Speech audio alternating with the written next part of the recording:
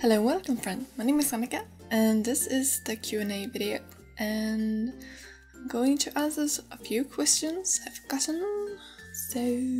But before we continue, I really like to say a big thank you to everyone, because I've reached 400 subscribers, a little bit more, and I'm really excited, and thank you very much. I hope I won't disappoint too much, and so I'm thinking about doing a giveaway when I reach 500, but I'm not sure what kind of prizes you would like to see, so let me know what you would like to see.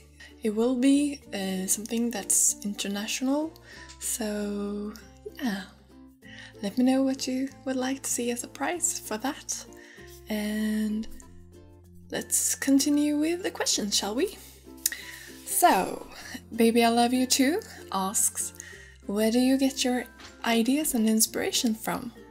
And, well, from everywhere, and real life, internet, movies, games, comics, and oftentimes the final picture is a combination of a lot of things, so, and books of course, yeah. And I really like fantasy.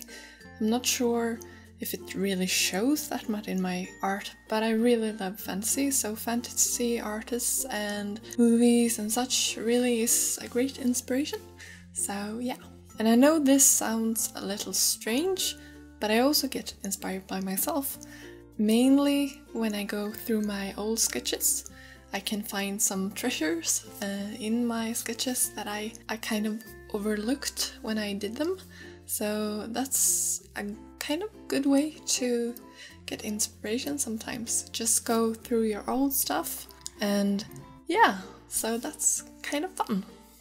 So she also asks, how often do you draw? And well, I try my best to draw every day, if I can, and I have kept up with my daily sketches since the beginning of the year. I've only missed a few days when I was visiting a friend, but I've kind of made up for that when I've drawn multiple pages other days. Sometimes I have more inspiration some days than others, so it kind of keeps it even or something like that, yeah. So yeah, I try to draw every day. She also asks, how, where, and when did your interest for art start? When did you start drawing?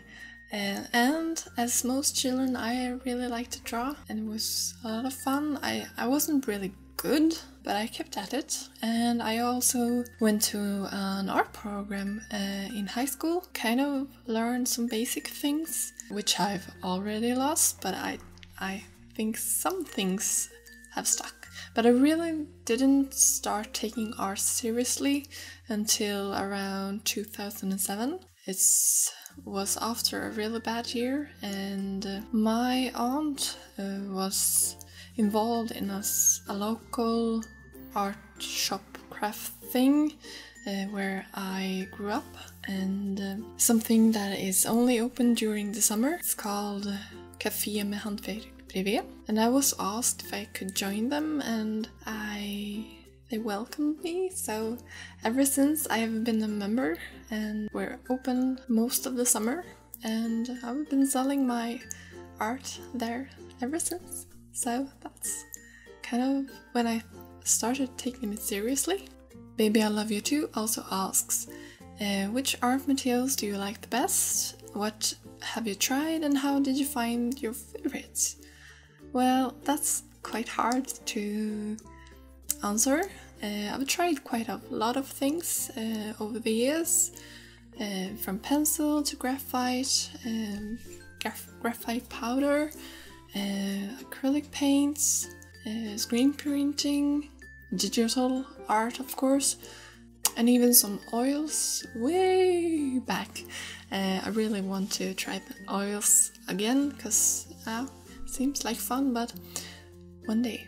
But I think my favorite things to use besides pencil is ink and watercolors and Copic markers. And inks I rediscovered during Inktober last year. I really liked making ink drawings. Yeah, and I both with dip pen and with brushing ink.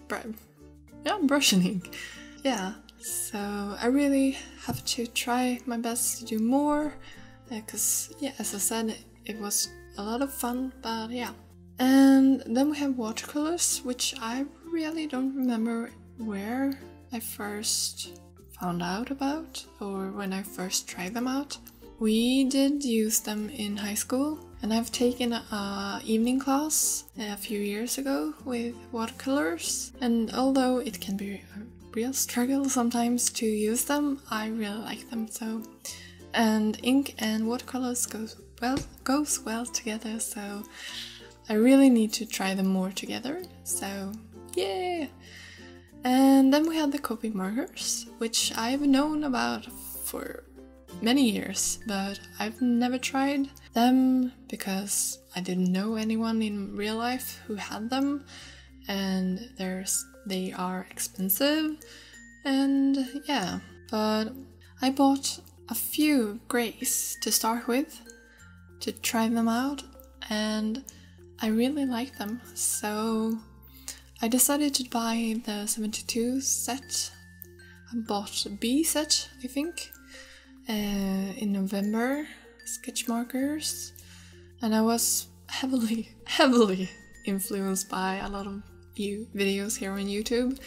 But yeah, but as I said, it was kind of a gamble because I didn't know if I would use them or not, because I have an old set of touch twin markers and a set of trio markers, but I never really got the hang of those. It may be because I didn't have enough colors, but I really loved Copic sketch markers, so it was a good buy. She also asks, do you sit down and draw as often as possible, or do you get that I need to draw for fun feeling? It's a little bit of both. As I said earlier, I try to draw every day, and not every day is fun. It's quite a struggle some days. But when you have that feeling, it's very easy to lose many hours of creating when in the fun zone. So yeah, I wish I could be in that zone more. Another question from her is, have you ever gotten artist block? And if so, how did you get inspiration and such back? Many times, and I'm currently in one, which is a very bad time to have one, but that's sort of what it is. And I don't really have any great advice on how to get out of it quickly. There's a number of things you could try. Just do something completely different, go outside, watch a movie, spend time with your friends, and also read, look at other artists and their creations. This can be, however, a thing if you're like me, looking at other artists that are better than you, which feels like everyone. Sometimes it can be overwhelming and you get the feeling of, I can never do that, so I won't even try. That's when I try to stop looking, because then I know I only will get discouraged and I won't do anything at all, which is a real shame, because the fact is there's always going to be someone that's better than you, and they look at other people and feel the same as you, because there's people they look up to that are better than them. So you shouldn't compare yourself with other artists, but you can be inspired by them, but don't compare yourself to them. It's so hard, it's very hard, but yeah. But when I do feel that, oh, I will never be that good, I kind of need to stop looking and look other places, take a walk, listen to music, and just something else that, something else.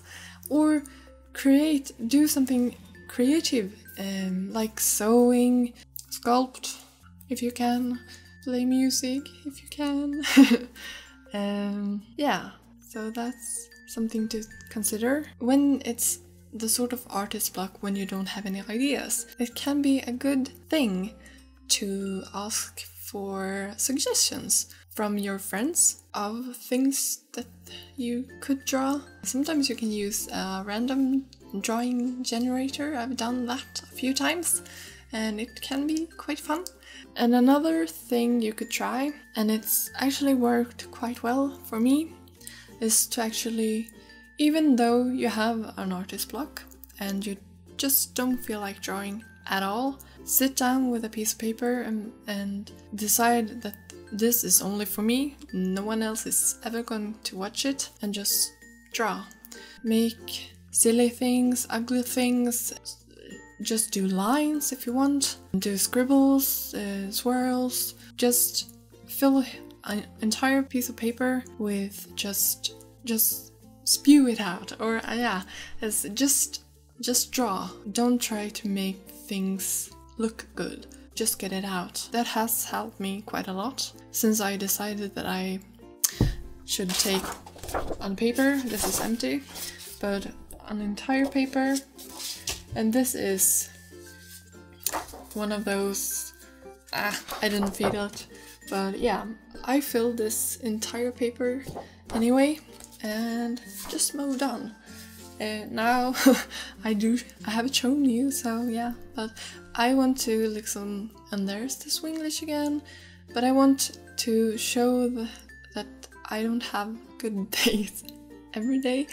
I don't know what I want to say, but yeah, just take out a piece of paper, scribble down something.